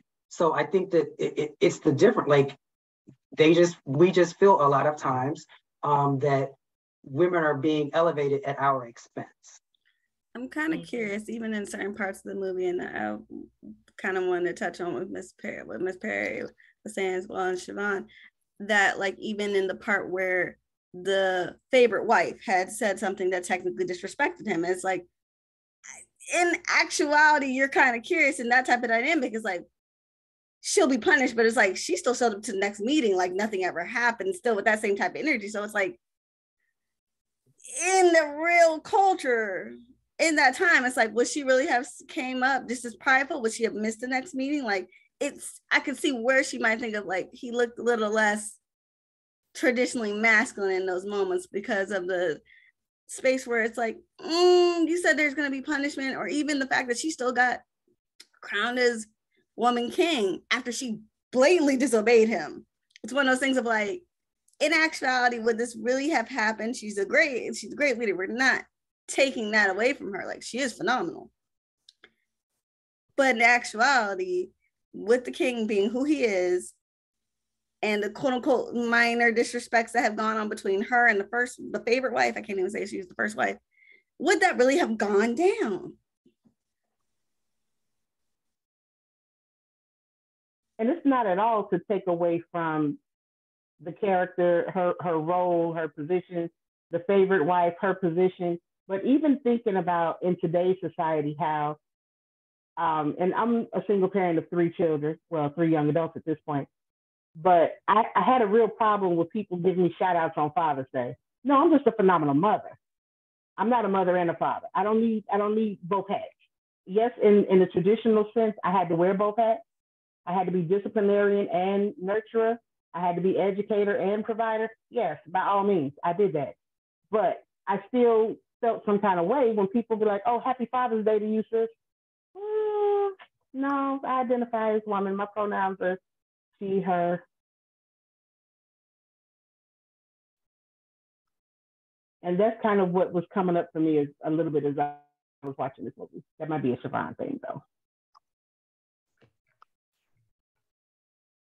I think for me, for the movie, watching the movie, and then just from the title, I knew going in that this movie was about a woman empowerment, about a woman being in power.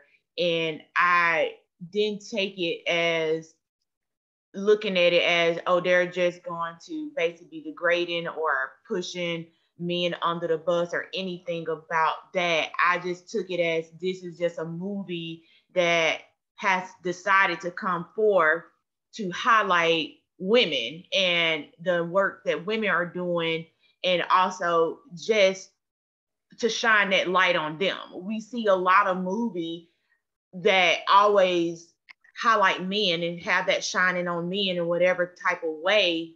So I just took it as, just from the title, that this is something going to be about women. And for me, if I don't go see movies that I already know, like going in, that it's not going to have, I'm not going to have that positive outlook on if I know that it's something that is going to be critical. As in, like, a lot of people, like when Wakanda came out, they had a lot of different negative things to say about that, about the person that was in power, and so it's just one of those things that I think that as for people in general, you have to go in with the notation and the mind frame of this is what it is, and take those nuggets and the information that it provides for you in those movies. And I think a lot of times we get intertwined in a lot of nitpicking little things about movies when it's one of those things that's out of our control. Like we weren't in the writer's room, and we didn't have no say so over what was going to be the plot, the climax, and an intention of it. We just have to have our own pull away from the information in the show that was entertainment for us. And I agree with you, because as you were speaking, I was thinking Black Panther. So that was about a male figure. His mother and his sister were very instrumental in a lot of stuff that he was doing. I didn't get bent out of shape because they weren't highlighted. It was about the Black Panther. I was okay with that. Mm-hmm. It was okay. It's fine. Thinking skills that, I think that a lot of people don't initially have when they go into the movie. That's just like people were complaining about the historical inaccuracies as if this was a documentary about the Dahomey, right?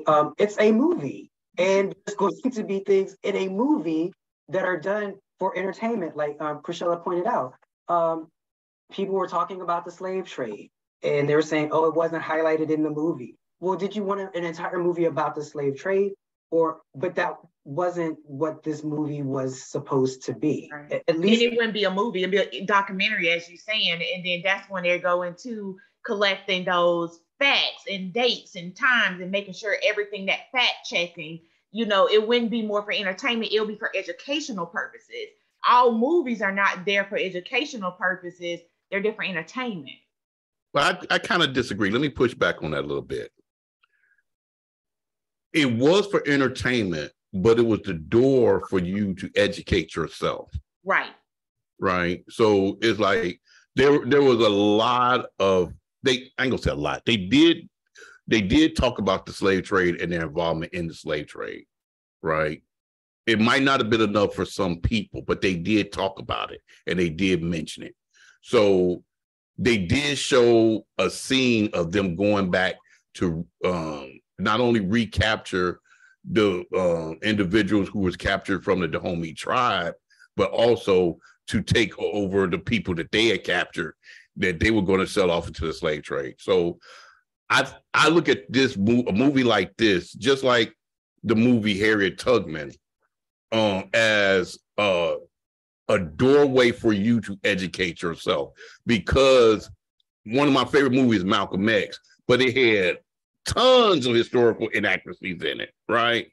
Because it was no brother named Baines that was in prison with him that taught him about the Nation of Islam. It was his brother and his family that came to visit him. But because of creative licensing, he had to shorten it, and that's what he did. But then once the movie was done, you saw an uptick on people buying the autobiography of Malcolm X and starting to read it. So it's like now you're starting to see, hopefully, an uptick of people learning about the truth about the Dahomey tribe and the nation, right? So it's like I look at it as a window for people to see. But when I was working on my doctorate, I got into a big fallout when we were talking about male privilege, because I didn't feel I had male privilege, right? Because I'm a Black man, I do not have the privilege of a white man, right? And so the professor, he was another Black man, we sat down, we talked about it, we had a discussion, and I still had a hard time accepting the fact that as a male, a Black male, I had actual male privilege, right? Not to the full extent. One of the things that I've learned is equality feels like oppression for those who already have the power. And those who are seeking the power, it can feel like oppression too. So just like I was blinded to seeing the male privilege I did have as a Black male, there's a great possibility that a lot of the brothers out here who are complaining and pushing back on the movie, even though they never saw it, are also, that's their feeling of oppression because Black women are moving up. Black women are getting too much at our expense, right? Some of it might be factual to them, right? But it's like, the thing is like, when you're looking at someone else getting equality, a lot of times it can feel like oppression to you. So there are some issues in the movie, right? But I take it with a grain of salt from someone who hasn't seen it. If you haven't seen the movie, it's hard for you to say this movie is trash when you never really seen the movie. When I went to go see the movie with my friend, me and her went, I was fully expected to hate the movie. I was ready to hate this movie. And the reason I was ready to hate this movie because of the slave trade that Dahomey did. At first, I was so excited when I saw the trailer with Viola Davis, because I knew that Goje was the original inspiration to the Dora Milaje from Black Panther. So I'm like, oh, this is gonna be nice. This is gonna be nice. And so I was like, yeah, we and her were gonna go. She was gonna be able to see this powerful movie. And I'm a big Viola Davis fan, and I was ready to see it. But then when I started learning more about the Dahomey, nation, I was really pissed off that they were making this movie. And I already promised her that I was going to take her to go see it. And so when we went to go see it, I'm sitting there like this, like, oh God, I'm going to hate this movie. And then when I saw the complexity of the characters, Viola Davis wasn't even my favorite person in the movie. It was Lashonda Lynch, right? Lashonda Lynch was my favorite person in the movie, right? And one of the scenes that made me just like melt was when she took the young lady by, under her wing and she started braiding her hair and was discussing love with her. And I was like, that is true intimacy. You can have this top-notch warrior because she was the lead warrior. And then for her to show this vulnerability and this sensitivity and mentorship to be able to braid this young lady's hair and to sit down and have a heart-to-heart conversation with her about love. And then it's like the way she left it open, it sounds like she was hurt by love. That was never resolved. So it was just so complex. It was so beautiful, right? And I'm sitting there like, I'm not liking this movie. No, I'm not liking this movie. I can't be liking this movie. But it was a great movie, right? Now, did it have inaccuracies? Yes. Did it have issues? Yes. But it was a great movie. But the thing is that I take it with a grain of salt because a lot of brothers didn't want to see it for the simple fact, not because of the slave trade. They used that as an excuse. They didn't want to see it because it was about Black women being in power. Well, see, and I saw it as Black women coming together as sisters and being supportive. What I saw was Black women who had been rejected by society. The character that you just spoke about, her mother was selling her daughter for sex. That's the first thing she told Nally. Her daughter, the first man came.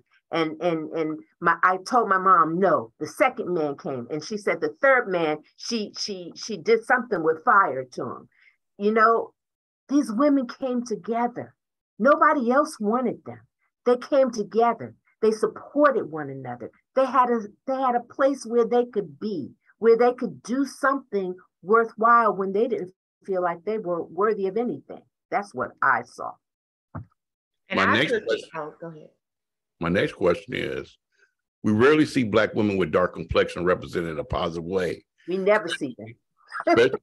especially in lead roles. So how do you think it will impact psychologically Black women and colorism? Well, I just want to say, I'm going to tie in both of them together to lead off on the last question and this one. So what I took from what you all was saying and from the movie, from those parts, and when I first heard about the movie and seeing the previews, I took away from a community, as in a village. As you saying, like all of them were working together. They came together because all of them had a common denominator of their trauma that they had from their past, of the abandonment, the mistrust, the things that have been done to them in their life. And they came together to work together for the collective of their unit. And for them, that was strong because it made them stronger to be able to have that collective unit going forward. And that scene that you're talking about, Dr. Malik, that scene was like one of the highlighted to me part of the movie, that you can have two women to show that vulnerability and it's not any animosity because a lot of times people, when we have women, and I mean, I'm gonna just use women because this is like a really big thing. It's hard for us to come together with each other to just express ourselves and show that vulnerability because of the simple fact that you're gonna judge me. And you're gonna use that against me in my time of need, and instead of help uplifting me and empowering me. And so for the scene, that was very powerful to see that scene.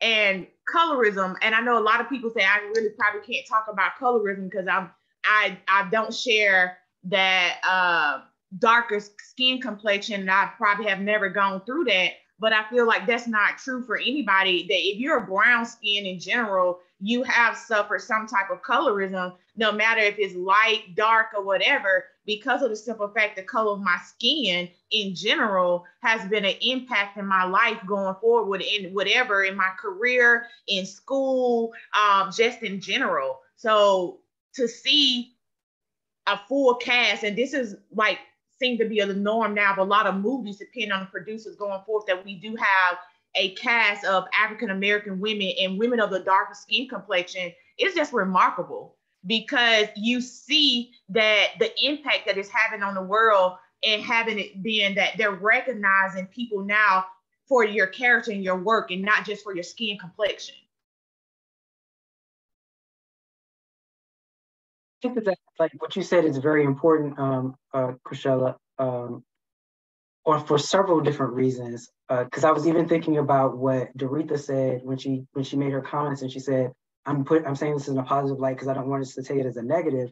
And one of the things that I've started doing in my life, especially when it relates to other Black people, is not defaulting to it being a negative, what they're saying and what they're doing, and intentionally defaulting it to being a positive. So when you talked about the trauma and the people in the village coming together, and that these were people that were rejected, right? And they didn't take umbrage against each other, right? They said, we're all in this together. We're going to come together. We're going to make something. Nobody else wants us. We're going to make something happen. I think that what is happening for Black men, because I'm hearing the Black women say, and it would be interesting to hear what Kiana, Jasa, and Chevonne thought when they were going into the movie as well. But what I'm hearing Black women say is, you all took a sense of community from the movie. You all took a sense of, this is supportive, right? And this is something that's uplifting. But what a lot of Black men, and again, they're Black men that haven't seen the movie, are seeing this as, is this uplifting and it's supporting for Black women, but it's not something for us. And do you see, when in watching the movie, do you see how it could be something that we could take pride in as well? Like, can you repeat that last part of your statement? That a lot of Black men are not necessarily seeing that as something that was supportive for us and uplifting for us. Like, it was strictly for Black women, right? But to use your example, Dr. Clare, like Black Panther, when Black people went to go see it, like we all felt uplifted. And is it because it was a Black male character that was the lead? And so if it's a Black man, that it represents the whole Black community, and if it's a Black woman, it's just for Black women? Or is it because it was a movie about Black people? And should we not take the same then when we go and we're talking about this movie and we're thinking about this movie? I think it was because it was a Black male in Black Panther, honestly, because I mean, it was Black cast, just like this movie, have the Black cast. I just think is the fact that it was a Black male, because when we seen Wakanda, it was that everybody was talking about, a male or female, how awesome it was to have a Black lead character. And we have the same thing with this movie, a Black lead character, but it's just the fact that now we have one as a woman and one as a female. Because even when people were speculating, if you're a comic fan, you already know how it goes in the comic world when it comes to Wakanda, that next, after he was supposed to die, and his sister is coming next in the way that the comic strips were wrote, and if you're into that. So when explaining that to certain people that, oh, why did he have to die? Like, that's how it's supposed to go. This is the way in context of comic strip were written, that his sister is next. Oh, we can't deal with a Black female in that role. Why they got to do a Black female? And you have to think about is that it's different when it's a Black female in a role versus a Black male. People look at it in a holistic, oh, they're doing something for the Black nation. But when it's a Black female, is, oh, that's only for Black women. That's the problem. Like, I think it's okay that not everything is for everyone. Right. I don't think that there's anything wrong with there being movies that portray Black men as the lead, and there's nothing wrong with there being movies that portray Black women as the lead. I think the problem is that everybody thinks that everything has to be for them, and that's not the case. It's okay to have niche content to highlight the identities that you connect with, your salient identities that you feel resound with you. So I think for me, if there are Black men who don't feel connected to the movie, I would challenge them to look inward and figure out, what is my issue? What am I harboring, or what's going on with me that I have difficulty accepting that this maybe I'm not the target audience. As a Black man, maybe I'm not the target audience, but why am I having a hard time celebrating the concept of the movie? Why am I having a hard time celebrating the fact that there was a whole entire cast of dark-skinned Black women, which we do not see?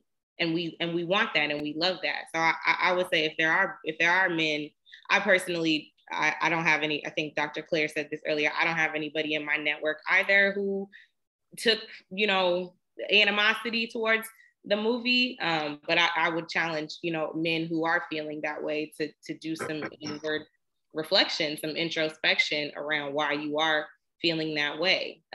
Because not everything is going to be for you, and that's okay. And why does everything have to be for them? Right. Because I can celebrate you. And it doesn't have to be about me. Right. But I can celebrate you. Right. Yep. I went into this movie enjoying it just as much as I did Black Panther. Like, it was just the fact that there was an all Black cast, all shapes and sizes, all skin tones, all hues of Blackness. I went into it loving it for that reason. It almost gave me the same chills as when I saw, Carmen with Sidney Poitier and Dorothy Dandridge. It gave me that same love, that same, I'm so proud to wake up Black. I mean, I do that anyway, but that just intensified it. I think when I saw the trailer, I was excited because Viola Davis, to hear everything she went through, and even when she started making movies and was still trying to make the rent, but you were getting an Emmy, like, it made me so proud of her. Like I know her personally, I don't, but it just made me so proud. But it also made me feel kind of sad, because why does sister have to struggle so hard to get to this point when other people have made the leap in shorter bounds? Like, but it just made me so proud to see her in that role and to see her leadership and her second in charge. I love to see the relationship between this older Black woman talking to this younger Black woman, young lady, in a way that is not a do as I say, not as I do, not in a way that is, I don't care about your feelings, and invalidating her, trying to make her seem small. Because as a person who works in a school-based clinic, I see a lot of adults talking at kids, but not talking to kids. And you wonder why we can't reach them. You wonder why they turn their ears close up the moment as an adult you start talking. Because young adults these days, they go through a lot. Our bullies used to take the weekend off, or they used to, take the evening off. These kids go home and their bullies like, okay, I'll meet you online after school. So they don't get the breaks. They don't. So it's very different. But you have adults who are of a certain age who, one, they forget that they were that age. And then two, they still feel like I should be able to talk to you the way my parents talked to me. And it was great to see in the movie, she didn't take that approach.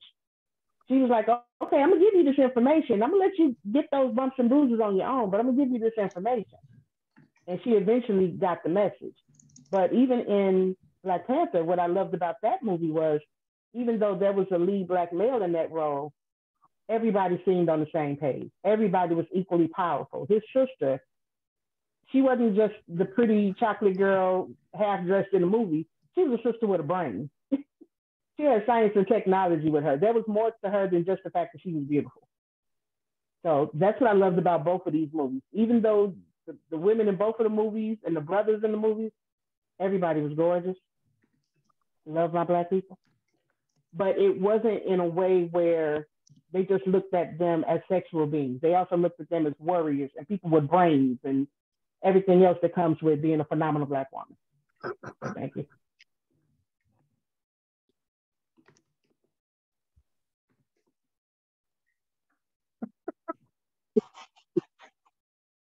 I'm having a private discussion about dark skin, light skin, but my feeling is Regina King is dark skin because she would fail the brown paper bag test. Any woman that would fail the brown paper bag test is dark skin.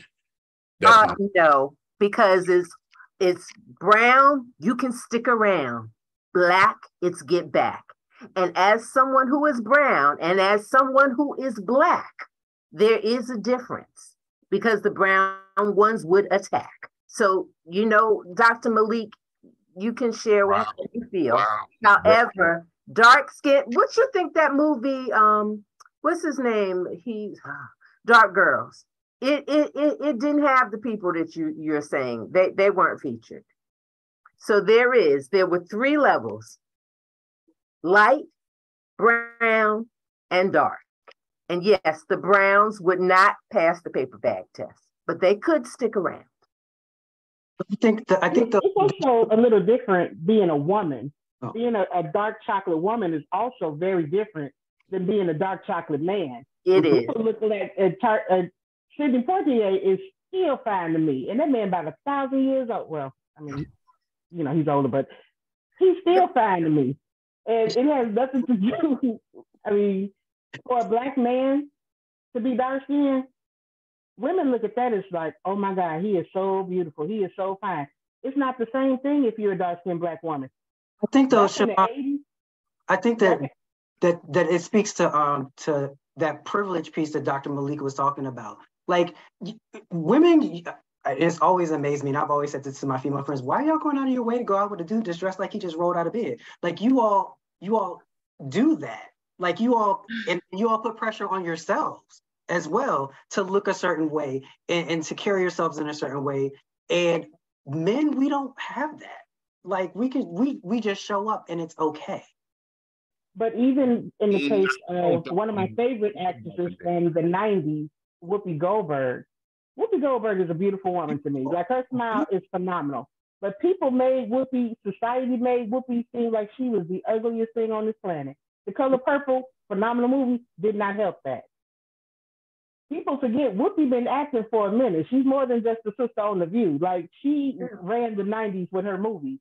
That's true. And she's always been made, just listening to her interviews, people made her feel like she was ugly. Mm-hmm. I don't know, Dr. Nick. It's like being a black man. It's like white men, white women, black men, black women. Mm-hmm. And then when you get to black women, it's light-skinned women, and then it's brown-skinned black women, and then it's dark-skinned black women. Just keeping it a buck. Can you be real right here? Who can you be real with? I'm not saying you're wrong. Thank you. Hold on. I'm not saying you're wrong. I'm saying, Dr. Nick, I think dark-skinned black men in the dating world, it might not be as hard, but walking through this white supremacist type atmosphere, it is difficult, especially being a big black dark man. It can be very, very different because they already fear black people in general. And then to look at a black man, it's like, it is extremely difficult. I'm not trying to play victim olympic because I'm not a woman. And I know women, as far as beauty, is always Claire. I'm like, how are we talking about men when we're supposed to be talking about the woman? because we get here. Because the thing about it is, just that comment is why there's such a divide. Why are we talking about men when we're supposed to be talking about the women king? There are men talking about men. We're talking about men. That's to give some context to how we even got this topic. So we got on this topic because I was sharing that in some of the mental health groups that like exist like on Facebook and things like that, like I made a comment in one of those. And as soon as I made a comment, the women in the group just jumped on me and started attacking me for the comment that I made. And I didn't even realize that it happened. I only saw that it happened because I got a notification that one of my friends, who happened to be a woman, a black woman, defended me. And I was like, well, what is she talking about? What was she arguing with? And when I saw it, it was like, oh, it was a comment that I made. And, you know, the Black women just immediately started attacking me. And I said that I started talking to some other Black males in the profession, and they were saying the same thing happens to them. And we said, huh? What did you say? It was a group, and I was just sharing with them about a client that I had. Didn't put the name or anything. And they immediately said, well, this is unethical that you're sharing about a client and blah, blah, blah, blah. And I'm like, but this was a space where only mental health professionals are in. I've seen other people share about the day that they had with a client, not list the name, not list where you are. I didn't even list the gender of the client. I just said I had a client, this is what they came in and this is what they said, right? And they immediately just kind of went off on how unethical it was for me to share what I shared and blah, blah, blah, blah. And so I started talking to some other men that work in mental health, and they were saying that they've had similar experiences, which is why they pulled back from a lot of groups. And then we started talking about the Woman King movie and how a lot of men were saying negative things about the movie. And we said, well, we could talk about the movie and then bring that, and that's how the relationship with Black people in our community started. We were like, and we could talk about how that in relationship to the Black community. So that's how we kind of were trying to put all of it together, because we didn't want to have another conversation of Black men versus Black women, because we were like, that has been done ad nauseum and it's reductive. It never gets anywhere. So let's talk about the movie, but let's also look at like the relationship between Black men and Black women in our community. And that's how that part of the conversation started. So I would like to say something about that comment that you made about Black men and Black women don't like each other. The only time that I have ever heard that was from a white female who said that. And I asked her, where did she get that from? A white woman said that. And I thought, you know, she just put in some stuff. The only time that I get that, which is why I said it's generational, is when you're listening to those podcasts and stuff. But a lot of the guys that comment on those podcasts are guys that are, you know, millennials and younger. And I think that it speaks to their experience. Like they haven't had positive role models. I often say, what happens to the uncles? Uncles used to come around and they would fill in when your dad wasn't there and they would help you out. You had coaches on teams and stuff, but without those people, those men that are filling in and giving that positive influence and supporting the mom, you know, you have a generation of folks that then don't like women. Right. But Dr. Nick, millennials are 40. No, millennials are in their late 30s. No. I'm a Gen Xer. I'm in my 40s. You're right. I'm not bad. You're right. I'm in my early 30s.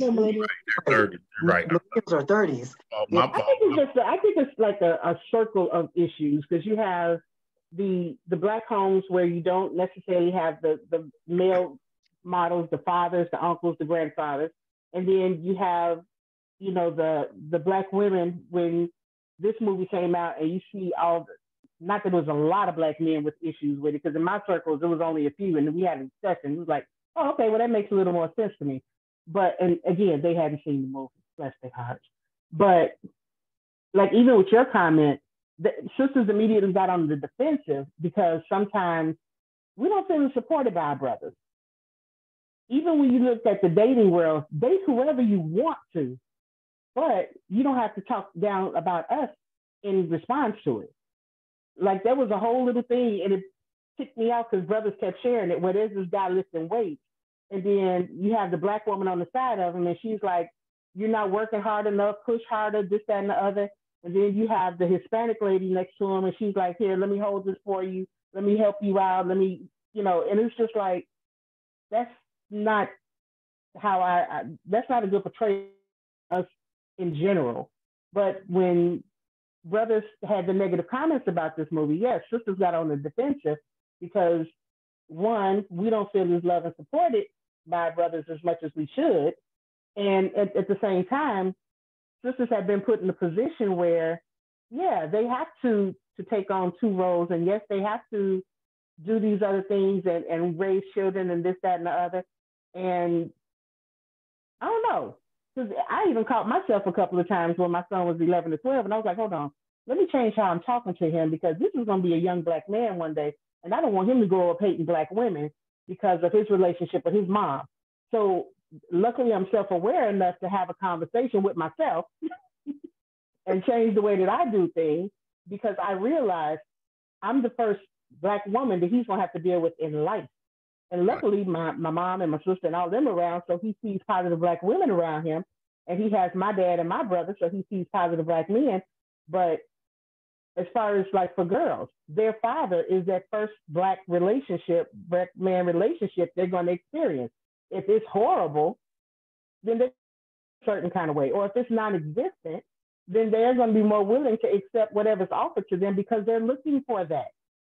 Right. As most of us are counselors, you sit in these situations and you listen to them like, sister, why are you working 3 jobs and he at home on the Xbox, but you still relationship? Why do you feel responsible for his happiness? Like if I walk away, he's going to be miserable and he's going to fall apart. Did you give birth to him? You come out your uterus? Like, so, but as a therapist, I can't sit up and say these things. They have to arrive at that on their own. But I also recognize that it's something in them that feels, I need to hold on to this relationship because this is a Black man who's showing me some kind of love and affection and attention that I didn't get as a young lady. Luckily, I was raised in a 2-parent home and my mom and daddy still together. My daddy, my best friend. However, I still, struggle with people trying to talk over me and authority figures. And I think that's because I'm the baby and a Cancerian, but neither here nor there. So I need to ask a question because this is just an observation for me. I see that Black men, many Black men, feel like they can date the rainbow. I don't see that among Black women, regardless of age. I see most Black women feeling like they need to be with Black men. Now, I'm asking the question, seeing something that's not happening? And I'm asking the females. I'm asking the females, not you. I was told by multiple people that they could never see me with a Black man. And I think that is the most funniest thing ever. They can never see you with one? Because they could never see me with one. I guess because what I'm looking for in a relationship, they just feel like I'm never going to get, I don't know. People just say the dumbest thing. But in reality, I can't see myself with nobody else but a Black man. And the reason why is I don't want to have to feel like in the back of my head, the second I say something wrong with you don't agree with, are you going to call me a nigga? Because then I'm going to throw some hot bricks on you. Like, it's going to be an Al Green situation. Like, I don't know. It's just, there are certain things that with a Black man, I do not have to explain. They just know. Kiana, what are you saying? Because Kiana's shaking her head. I don't know what she's saying. Well, I think it's a notion that people don't take into effect of where you actually do live. So in Fairfax, Virginia, which I've been here for almost 10 years now, it's not a lot of us. So if you really want to find that Black partner, you have to go to Washington, D.C. You have to go into Maryland or different parts of Virginia to really find one. I've had the pleasure of not having that problem, but it is that notion of people tend to date who they actually have around them. So, but statistically, we still marry on both women's side and men's side. We marry each other, we stay with each other long term when we do choose to get married and do that. But definitely I can see my other counterparts closer to my age, the mid-20s, early 30s, where it's like, in my area, no, there is more interracial dating than when I used to live in South Carolina. But I think that's also due to being in a quote unquote highly densely populated area where there's not also a lot of us. I'll say this, where I live is predominantly Hispanic, probably 99.9%. I don't see any interracial dating out here. I don't see the Hispanic man walking down the street with a Black woman or Asian woman or even a white woman. Just like when I go, because I work in Chicago, which is like 5 minutes from where I live, I don't see as much interracial dating. Now, if I go to Oak Park, yes, you see a lot of interracial dating. Not so much in Chicago. So I think to your comment, Kiana, yeah, you date who you're predominantly around. But then there are some people who they only date within their race. Nick, you're on mute. Oh.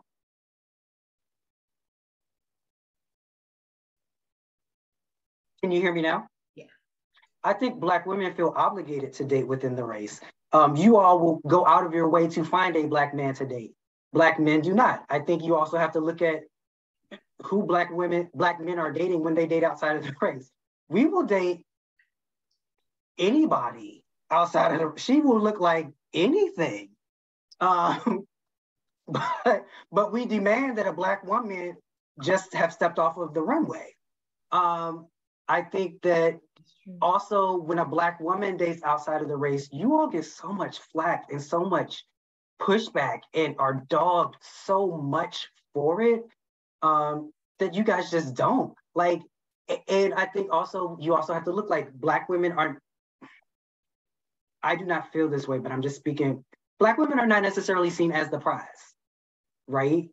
And you all have heard this, to your point, Dr. Clare, when it's light, it's right. With like, the lighter you are, you know, that's what people want. Like, and you see these guys, that they had a thing on TikTok where they showed the Black male celebrities and the women that they were with.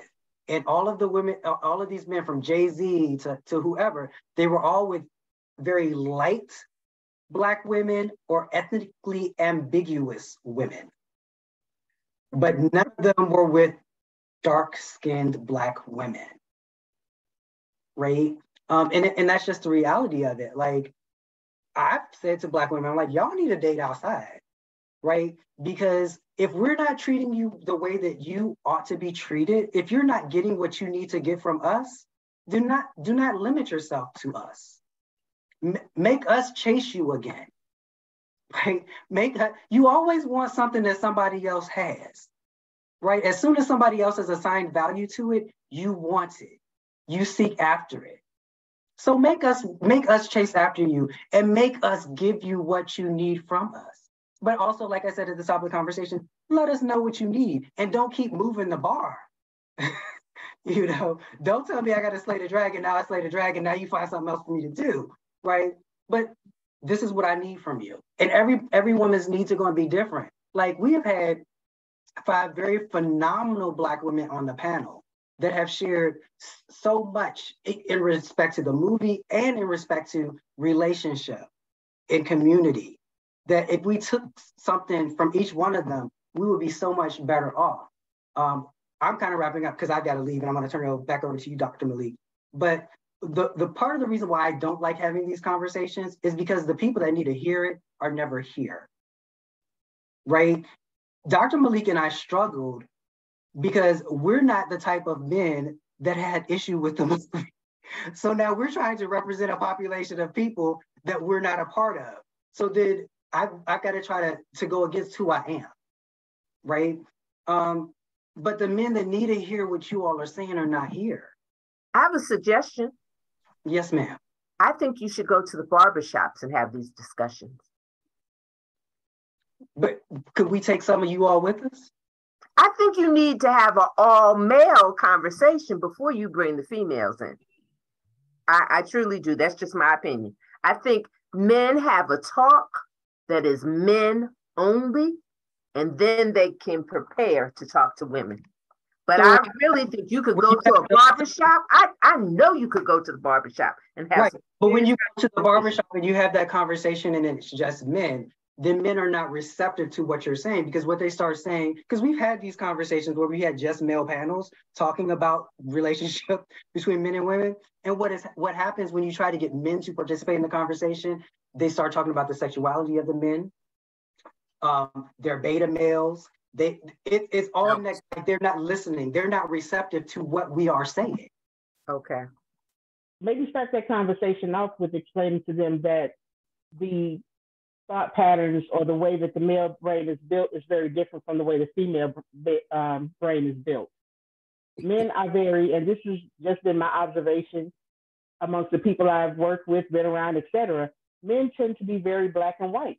Luckily, you see some grays, but women, we got the whole rainbow, which is why we tend to be more, I don't want to say emotional, because then I start thinking hysterical, and the two are not the same. But whereas a man would look at a situation, case in point. If I'm helping a client with a problem, and I'm like, well, do you want me to tell you my opinion on the problem, or do you want me to just listen? That's me in my male brain. Yeah, I got both. It's, do you want me to listen with the intent of just listening and supporting you as you talk? Or do you want me to actually respond and us to have a give and take on this and et cetera, et cetera? So if they say, I just want you to listen, I just want you to hear me, I just want to say it, okay, then I'm in my male brain moment. I'm just chilling. I'm listening, I'm nodding my head, I'm supporting, I'm sorry that happened to you. That's where I am with that. But if I'm in my female brain, then the conversation is very different. Like, oh my God, I can't believe that happened to you. So are you going to quit? Are you going to stay? Did you call this person? Did you write the EEOC? How did that? It's a whole nother conversation. So I think helping men to understand when you have a conversation with a woman, you have to get in touch with your rainbow side in the sense of all spectrums, being able to hear this on multiple levels, on multiple layers, not just the point, the case in point, the black, the white, or the gray. Right. So as all these perspectives. We're going to have to start winding down now so everybody can get on with their day. Thank you I thought everybody was in Chicago. I was like, 1 o'clock, cool, I'm on this. I'd like to thank everyone for participating and showing up. It was a great pleasure. Dr. Nick already left. So please, if you haven't already, please join the National Association of Black Counselors so you can follow along and get involved with more panel discussions like this. Do not hesitate to reach out to the organization, and we will be having a conference in April, and there are flyers and a portal open for prospectus as far as presenting your research.